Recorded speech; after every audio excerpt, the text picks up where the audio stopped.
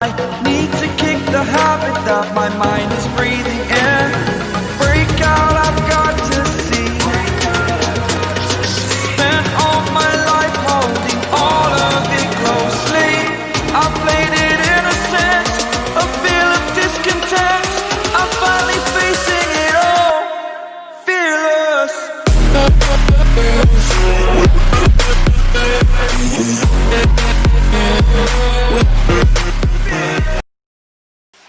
Alright, thank you for joining us and taking your time out of the day to join us here today. I'm QA Jenny. And then he said to me, he said the difference is this. He said the white children, they are not clever, or was it not black children? The only difference is this, what makes them clever, is that the schools or the parents, as you were saying, they take their children and tour with them around, going to museums and all these places. He said when you take a black child and a white child and then you teach them about the castle in town, and then on the test, and then when you ask questions, the black child have first to think, what did he say that day? He said the castle has got four corners. You understand? Now the white child has got a picture already. He saw it. It's very important, that thing.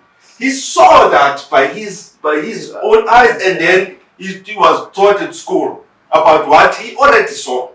You understand? So it's very much important to take, as you were saying, bro, to take the kids out. Yeah. It changes their personality. You understand? It's like when you meet with the good people, you befriend them. You want to change the way you are. You want to be like them. If they make you feel good, that's what you want to be. Your personalities, it just continue starting to change. As the child goes there, the dreams is no longer the location. The dreams of a child, it start to be someone's town, Kemps Bay, Cape Point. You understand? I want to go there. You understand? So it changes personality, because when you got these big dreams, you don't do anything. And it comes back to information. Plain example. We are a group of friends. Every third month, we go away for a weekend. We book a holiday house or wherever. And one day we in Noord took, and the jacuzzi is dirty. We found the owner. He must come clean the jacuzzi for us. Then he tells us, when he comes up, he says, it's an extra fee for it. I'm like, why? He's like, but it's in my contract. I said, no, it's not in your contract. Here's your contract. It doesn't say anything in your contract. He said, yeah, he doesn't know why the admin person changed your contract, whatever stuff. I said, listen here, we do this every third month, man. We're not the first time we come for holiday, and now you come and tell us this. But listen here, I've got my own business now. I've got clients all over the world. If I don't pick up their dogs to go to the vet or buy this for their dogs, whatever stuff, they are going to be angry. I'm not going to get paid. Lack of communication. You need to speak to your guest, the almost. And I said, listen here, we're not going to argue about this now. How much is it? 300 rand. I'm going to give it to you cash. Just because I've got the information, I know how to be treated when I go away, and that's the way I can respond to anything. So information and seeing things is very much important. And our community don't see this. These youngsters don't see it. What I think everyone has said is that your background can build your personality. It's your background is vital, because that's where you start learning your values, your principles, your morals, and those are things that you carry out through life. But one major and important thing is that your personality can change.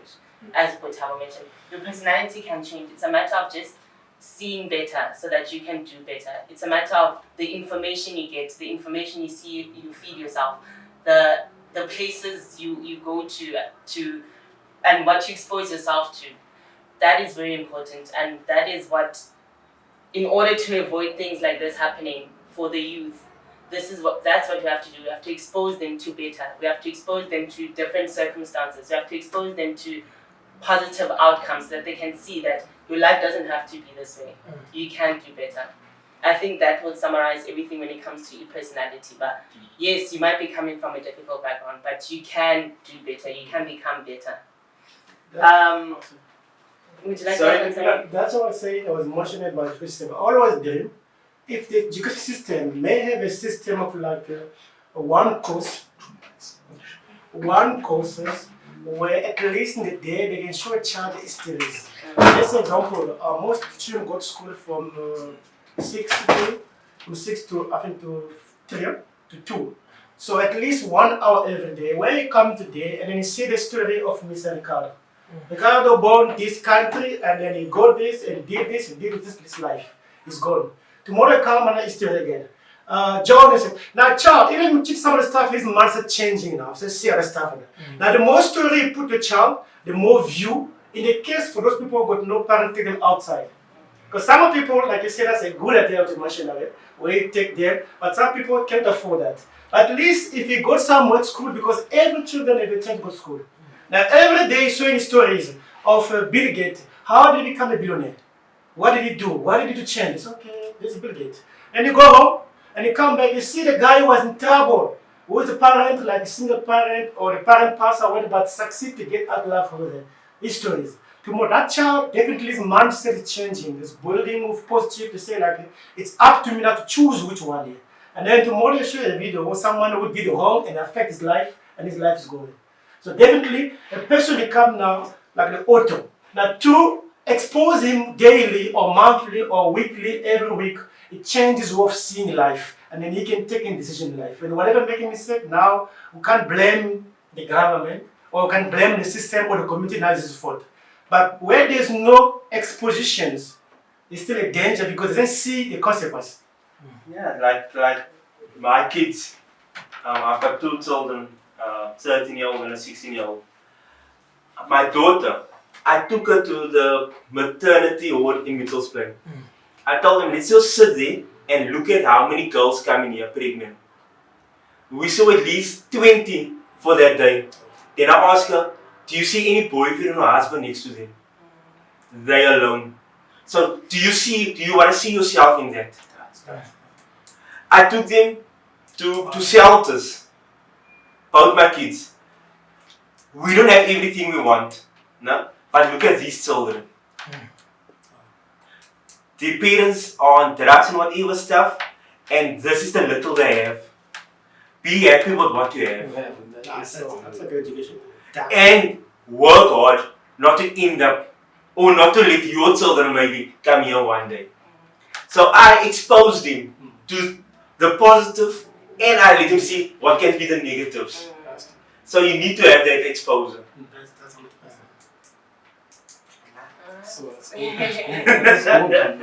Okay, with that said, we'll move on to our next topic, which is drugs and alcohol, and how that could be one of the factors that leads people to commit crime. When it comes to drugs and alcohol, it's also a matter of what systems are in place in the correctional services, and I'll give Goodwood into a chance to talk about that, to help people while they're in prison to get through and rehabilitate themselves with drugs and alcohol and any other addictions they might have. And do you personally think that there's a major factor that drugs and alcohol play in crime? I'll start with you. Alright, thank you, Cecilia. In the correctional centers, there are programs, rehabilitation programs, substance abuse, life skills. Yeah, they get everything. We also have professional social workers, psychologists, education, qualified teachers in our correctional centers. So we do have those counseling groups. So when they go to our system, they learn. I don't want to lie. They learn a lot when they go inside there, and they show the signs of changing. Because a person now, he wants to go home. So now he knows if you don't do this program, you cannot be allowed to go home because he or she is not ready to go home. So the correctional services in that, they do have programs to assist. But the main challenge I've noticed, a person can learn all these skills when he's there, but now the main thing, because there's no alcohol there, there is no drugs, but there are those who smuggle drugs. But the bottom line, the drugs are not allowed to be inside. So now, and they are given choices in those programs to say, it's your choice now. If you want to still smuggle drugs, you will end up here in prison. So if you want to change your life, leave the drugs, don't smuggle drugs. So it depends now, as you are saying, to a person, what that person wants. Because in that group, they will take 20 in that group, in that session. So maybe 5 will listen, 15 will not listen. You understand? And then the 5 that listen to that program, they will go out, do things right. They don't come back to prison. While you find out the other group was in that program, sitting there, present every day, but in their mind, they will tell, no, when I get a chance, I go back to drugs. So now we'll find those different types of people, as I mentioned before. So now others, they will go out, not come back at all. Others, they will go out and do drugs again. So that's all I can say about the Butabo, what do you think? Do drugs and alcohol play a major factor in people committing crime? Okay. From what you've seen or from what you've experienced personally? Yeah. Yeah, drugs, alcohol, they have a factor in people committing crime. I remember before I went to prison, I used to have the girlfriend, the mother of my children. When I was sober, I used to be this kind of nice guy. You understand? Don't fight, whatever. But when I'm drunk, I used to be very sensitive. What people are saying, you understand? And then it led me to a lot of fighting, you understand? But then I started to believe that drinking is causing me to fight. Drinking alcohol is causing me to fight. But one day, also in prison, I changed my ways in prison, guys. I was sitting, thinking about that. So I went deeper. I said, listen, there were old men there in my community. Others, they work at All Saints, where Buhari is made. They drink, they have their own shippings. But those men, those gentlemen, I would like to call them gentlemen, they have families, they have children. You understand? They never go to prison. They don't fight. You understand? They drink to the top. Then I started to try and say, why when I'm drunk, I fight? Why they don't fight if it is the alcohol is the problem? You understand? So as I was thinking about, meditating about it, my answer was this, what I came up with, that it's actually the mindset. If you love people, when you are drunk, you kiss people.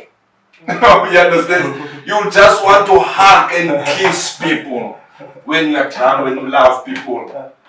When you are an angry people person, when you are drunk, you want to Release people. fight. Do you understand? So that's what I discovered, that no man, the way you think, it's what the alcohol will impact.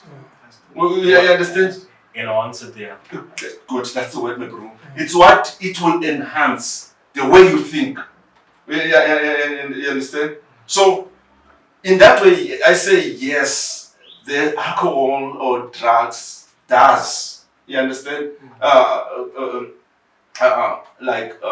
influence people into committing crime. For example, some boys, they didn't steal other people's properties until they started to do drugs with their friends, and then tomorrow they get the what do you call it, the edge, Craving. craving, and then the next day they get the craving, and then they have no choice. They have to go and steal. You understand? It's from drugs. So I say yes. Okay, Ricardo, what do you think? It does play an impact because, like my brother said now, that when you are sober, you're that loving person. Yes. But when you are drunk, you want to throw the whole house through the window. You chase your wife up and down in the streets and stuff like that. And like I've said before, I like to take me for an example. I never used drugs, but I went to prison because of drugs. Policemen wanting to make more money and stuff like that. And so I became the middle person between big buyers and big sellers. So I will get you the best price for your drugs, and then you will give me commission, and the person selling will give me commission. But I never used it. But because I wanted that lifestyle, that drug impacted, and I went to prison for it. So yeah, even not using it, I went to prison for drugs. So it does play an impact, or there's an impact in your life. Alright, They use drugs and they don't think if they do something. They think after. yeah, so it's a matter of also being sober enough or rational enough to know what you're doing. Yes. So that's in now we go away. Yeah, that is a big problem, drugs. But to alcohol, they depend on you. Because you can drink. If you love people, you love people. If you Yes. drink. If you're not. When you drink, you like to fight. You will fight. You fight. If you love your guys, you love people. You love people. So for alcohol, I can't say a lot of things, but they depend in yourself. But drugs, they can change you. They can change your identity. Drugs. Yeah. So drugs for me. It's not good. It's not right. So that's why we fight for young people to do not use drugs, because if you see in Cape Town, like in Cape Town now, it's the most dangerous places in Cape Town, like Township. There's a lot of dangerous things happening. People die, people rape each other, people rape all people. They do a lot of crime, man. A lot of things in Township because of the reason is the drugs. So. Alright, yeah. So to conclude everything, I think drugs and alcohol do play a major factor in people committing crime. Number one, because of drugs, mainly people take drugs in order to escape that mindset, and in order for it not to get into their conscious that they're committing a crime. Some people can't even commit crime sober-minded. The drugs help them to get that out of their system, to commit these crimes without having the guilt feeling in that moment. And only thereafter, they'll have that guilt coming back to them that, okay, they've committed a crime or they've done something of that sort. And mainly because of the trafficking of drugs, the buying of drugs,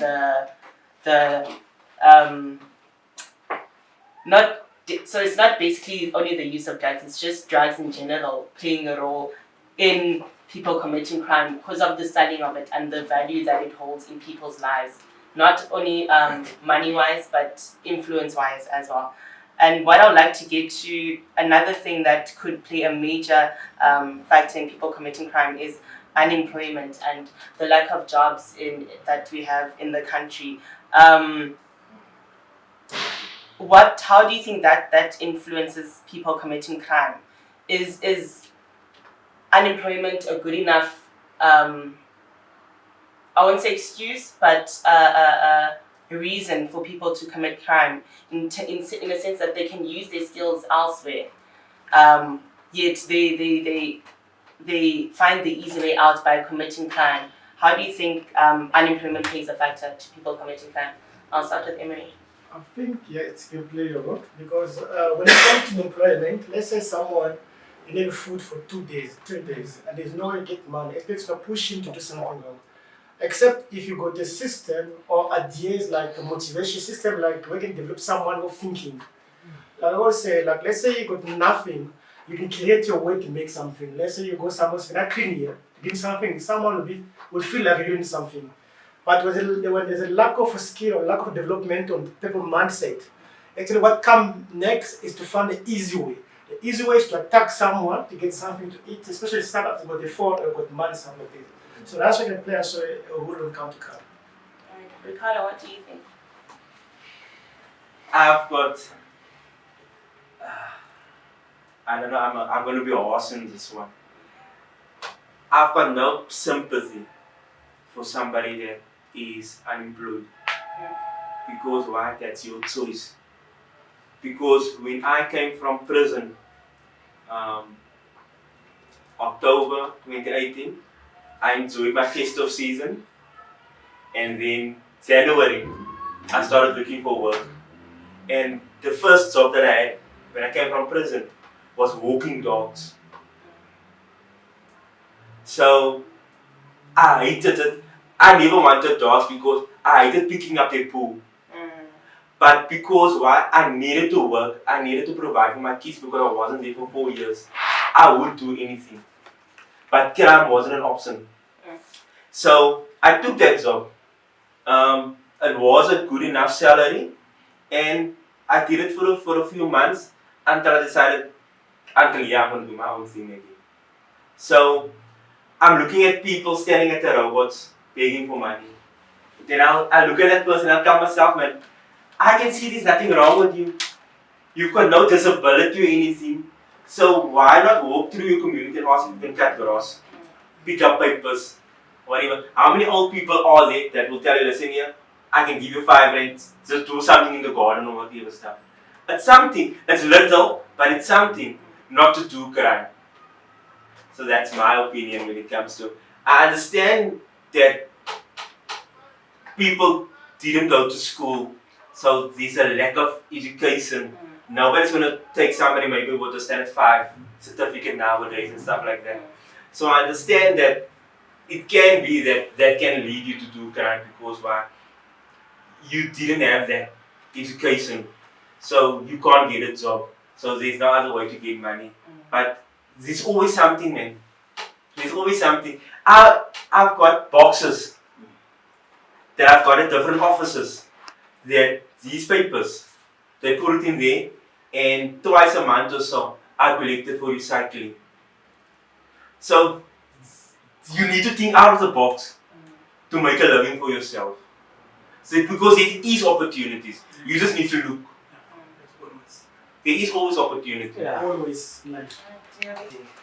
That's the point. That's what we are not doing the same thing. Because what Ricardo think it's not the way is not the way I think. You see, yeah, some other people there, employment, they end up making crime because they don't have what Ricardo said in our minds. You understand? So when you are a good thinker, you see, and when you think you do, you can say you are unemployment. You are not working. You see, because Ricardo they think and they do. You see, so other people they think but they didn't go forward, and then they end up to do crime. You understand? But when you come, but the best thing when you are struggling in life, struggling is a way. If you are a good thinker, is a way to it's the best thing to go to succeed. If you are the best, you are the good thing. You see. So I can say people don't have what other people think in life. They also have an option and the wrong option. You see. What they say I can't. Like say I can't go to Strapyard to take things to go to Strapyard. But to go to Strapyard, you get a money, normally you get 30 rand, but it's a money that thing, you see.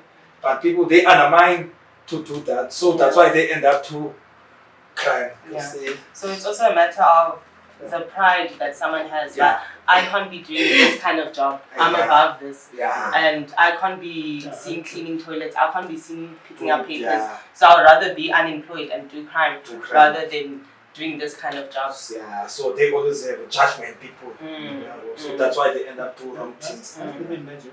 I would also like to speak to Mr. Gaini about what about ex-offenders when it comes to opportunities for them for if they want to do this kind of job. Because yes, they are given the opportunity to gain skills while they're in prison. They are given the opportunity to study and further their education, but are there jobs in the system that you see that are actually available to them? And what happens when that frustration builds? Would not that be a contribution to crime, to them committing crime? Because after applying for jobs for a long time, after looking for work for such a long time, the frustration builds because you're not finding the job that you want. You're not finding the job that links up with your skill. So that frustration and anger builds up. Is that not something that leads to crime because of the system that there aren't that much opportunities available to ex-offenders, so they get back into the prison system again? Yes, thank you. Yes, it's true. Because you'll find out, as I already mentioned, that there are so many skills in prison. Plumbing, bricklaying, you can name them. All the skills you know, they are there. And then anyone wants is attending the programs. You understand? And if we do not have in our correctional center, we want it, we make sure we transfer you to another prison, which have it. You understand? So yes, you are true. It's true what you're saying. When they go out, there is a big challenge because there is that thing. It's called a criminal record. It's very difficult for them to get jobs. Yes, but now it depends to people now who do you connect with. You understand? That's why I end up starting to have a follow-up to the guys that I work with in prison, so that I make sure that how do you survive now? Because I know I cannot afford to pay you, but I can network you to the NGOs, to the places. For instance, in this time of lockdown, everyone was not working, but more than I think 10 guys from the program, from ex-offenders, they receive food vouchers. Just after how long? It was after 2 weeks. And then the guys will get the food vouchers. You understand? So that I think this program is also going to create more platforms for them, because they will go out trying to build himself, trying to do the right things, but at the end, the person will get tired and say, no, the best way is Nothing is working out. nothing is working out, then we go into crime.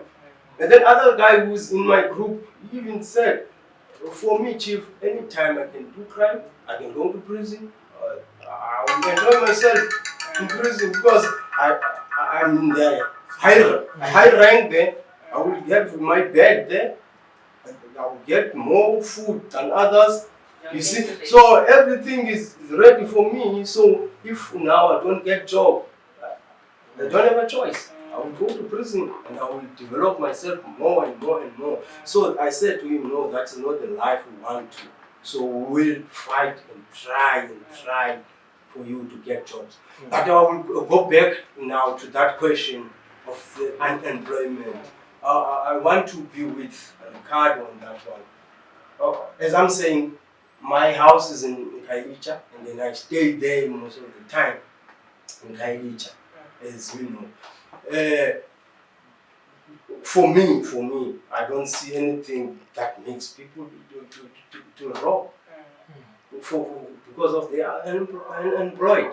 Because most of the people who are doing crime is the youth. And the youth, they've got all the support from their families. They have. But it goes back to what Utabo was saying. It's a in our communities. We get more people like Ricardo, like Mkhubatas, Emery, we get more of us getting involved to our communities. I'm telling you, the crime will stop. Because as where I'm staying, I know the boys, I will hear, no, that one, yo, it's a big school, you know. I said, yeah. His family, they got everything. They give him money to go to school. Why now is the school, you know? What changing? And then you go around another corner. I said, no, that one also now. I coach them mostly soccer there. I know most of the guys in my area. But I will find out maybe after 10, maybe it's only one who don't have a good background. It's only one. But 10, I'm telling you, they have everything. They left school. 18, 19, 20 to 22 years. They are in prison. Most of them, they are doing crime. But I'll find out now when we talk about jobs, what do they fit in with unemployment? Because the families, they provide them food, they provide them clothes, they provide them with education, even the universities. They are these bursaries now. Why now they do crime? It goes back to what Utawa was saying and Muhubat. There is no information. We need a life skills, as Emery was saying, or Ricardo was saying. In our schools, start there when they are still young. They need to know their responsibilities. As in our communities, we get more people like Ricardo, like Muhubatas, Emery. We get more of us getting involved to our communities. I'm telling you, the crime will stop. Because as where I'm staying, I know the boys, I will hear, no, that one, yo, it's a big school, you know.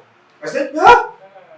His family, they got everything. They give him money to go to school. Why now is the school, you know? What changing? And then you go around another corner. I said, no, that one also now. I coach them mostly soccer there. I know most of the guys in my area. But I will find out maybe after 10, maybe it's only one who don't have a good background. It's only one. But 10, I'm telling you, they have everything. They left school. 18, 19, 20 to 22 years. They are in prison. Most of them, they are doing crime. But I'll find out now when we talk about jobs, what do they fit in with unemployment? Because the families, they provide them food, they provide them clothes, they provide them with education, even the universities. They are these bursaries now. Why now they do crime? It goes back to what Utawa was saying and Muhubat. There is no information. We need a life skills, as Emery was saying, or Ricardo was saying. In our schools, start there when they are still young. They need to know their responsibilities. As Not employ you. Yeah, that's what I was asking. Because why? Say for instance, I did a safe course in prison. yeah. Why can't you employ me as a safe in prison? You are teaching people to be plumbers, builders, all of this stuff. Why can't you employ them? Why do you need to get a subcontractor to come do paving at prison? When you know you've got these people on your system that you taught to do the job for you. Why not? So then you, as the government, don't believe in rehabilitation. You don't believe in your own programs that you gave. So we really need to let the government also know. Assist, because you can. You can assist. That contractor that you're getting out now, you pay him 150,000 rand to do paving. That ex-inmate will not going to ask you that. 150,000. You were going to save and you were going to employ someone. So they really need to change also, the government. So would you like to add anything in terms of I do. unemployment?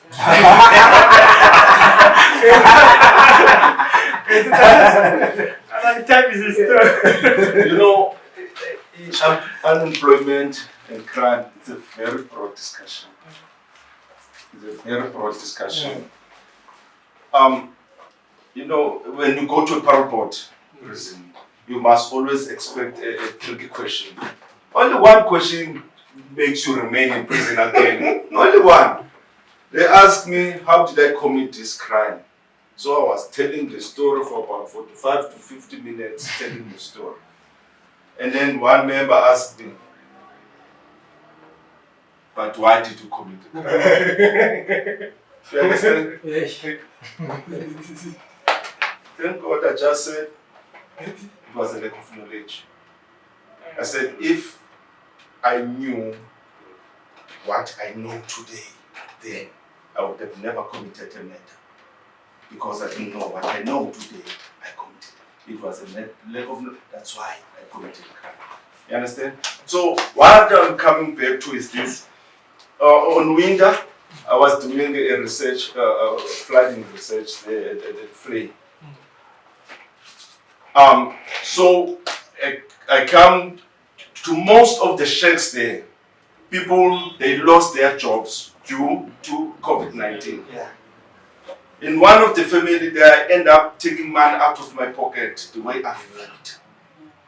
The lady saying that, so there's this question, Mama, if the flooding comes and flood the house, whereby there's no place to go, you understand? Where will you go? We are from Eastern Cape. There's nowhere we can go. There's no wall, a wall here for municipality to keep us there. I don't know. You understand? Now, they lost job, those people. They don't have bread, their children here. They don't have people to go to, ask for food. You understand? I felt it that moment. You understand? Now, what those people they started there, Mr. Kayen, they attack trucks that are going to ShopRite and all that and all that. That was never happened before. Those trucks used to pass there. And then came the lockdown when people were retrenched and everything. Now people, they have a common pain. We are starving. So together they agree, let's attack that truck. Old people, families, fathers and mothers, they attack trucks. That is crime. But what causes that? Do you understand? You see the people are in the robots. Some of the people are criminals. If you expect those people to stand up and go ask the loan and what jobs there, think before. As a criminal to walk in these suburbs or this, once something happens there, and then they catch you on that street and then they fingerprints, you've been in prison. There are people in prison, you know. There are people in prison for crimes they didn't commit. They went there to look for a job. I'm going there to ask someone to give me a grass job or whatever. But then something has happened there. They find you what you want here. Come here. They direct. You are from prison. Gone. So it's better you go and stand there by the robot. They know that those are people who are looking for, at least you are looking for a job. No one can arrest you there. Yeah, do you understand? So the other difference is this. The people who are unemployment, we, as Mr. Kayen was saying, we are very fortunate. It's about upskilling and programs and classes. We went to prison, we received those things. As you were saying. Yes, the government is not helping us, but we who believes in those classes and those programs, we know what to do with them. Yeah, outside. Yes. Do you understand? We know, I'm here, I'm creating my own way to get money without committing crime. What helped me are those classes and those programs I attended in prison. You understand? But without those classes and those programs, I didn't know how to get money crime-free before. So that's where those people are today. You understand? They are not upskilled. They are not developed. They didn't attend programs. They don't see the other side. They see only what they know, my bro. You understand? So that's why I said this is a very broad thing until you get the person themselves. You understand? There's a difference to someone who's upskilled and someone who's not upskilled. You understand? Me, I know if I lose that car, for example, I know I'm going to register my own company. I'm a community developer. You understand? I believe in youth. I believe in old people. I know the projects I want to do. I learned that in prison. I discover myself in that in prison. So there are people who didn't have chance for classes and programs, bro. So when it comes to unemployment, they are expecting someone to come and say, here's a job. Because of what did they know? You understand? But if you can give those people there, the robots, you said, listen, today come and attend class. Here's food for you. That's what you think they want. That's not what I was talking about. You understand? Those people, the robots said, we've got food for you. But listen, tomorrow we're going to come, we're going to give you food again. But we're going to use a 1 hour of your time. You upskill them. And then tomorrow, not all of them will come and stand there.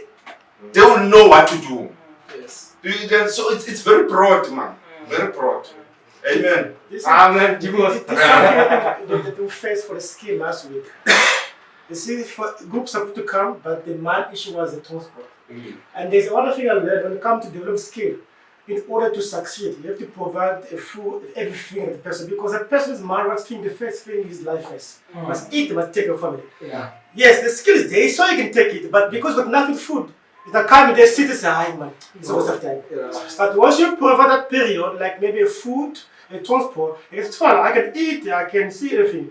Like I've got a lady who's coming here, she's got children in here. I want her to do every day to give something to person, at least be motivated. But she was looking for a job and get a job. I said, fine, I can train you, and then there's a position coming, you can give a position.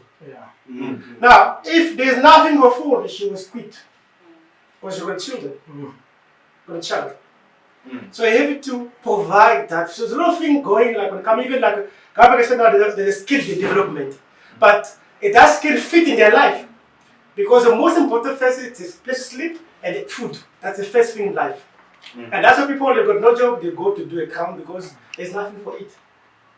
So, and you can't preach your words, but you can't give people food. Your word is nothing to them first. Once when somebody eat, then whatever sick, they believe in you. And that's what they got power, because they don't talk, they give something. So when I come to you, okay guys, I'm going to talk to you, and then I'll give money. So he knows I'll hear the guy, then I'll put money. But no money. You talk this guy, but you Alright guys, I think we're gonna have to start rounding things off now, looking at the time. Basically I think we have come to the end of today's program, and I just want to thank everyone for taking time out from their day and joining us today. I would say my parting words, and from what I've taken about what we've discussed today, is that our systems need to do better. We need to have better systems in the country in order for us to get the ideal that we're talking about of people not ending up in prison and not going to prison to begin with. And not going back to prison once they have come out. I would say one thing is that prevention is better than the cure. So we need to prevent people from getting to that circumstance, or to getting to that position where they have to commit crimes. So it starts in our communities, it starts in our education systems, it starts in our rehabilitation systems that we have throughout the community or throughout our lives. One thing that I took that I actually realized that Budgayeni spoke about is that we have social workers and psychologists in prisons, but you don't have it in schools. That is something that is just mind-boggling and worrying, because we're building the next. You could be building the next prisoner. You could be building the next president. You could be building the next brain surgeon. So it has to start with the youth. Making sure they gain the skills, making sure they have the information, exposing them to better so that they can see better and do better. I think that summarizes everything that we've talked about. And also just giving support to the youth and trying to understand them, and not trying to just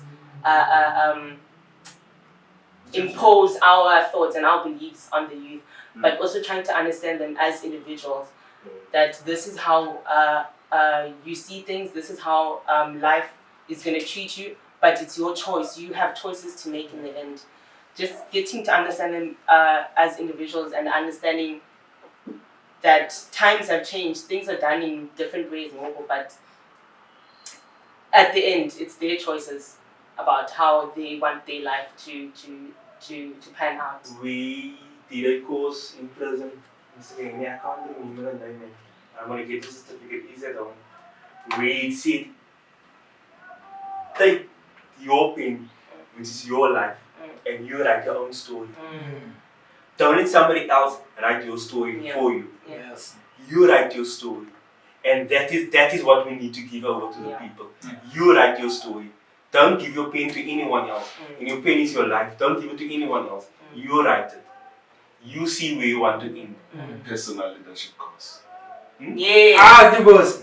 Personal leadership. Let's end there. That's Write your story. The lead of your life. Number one. And that's how we should live life in general.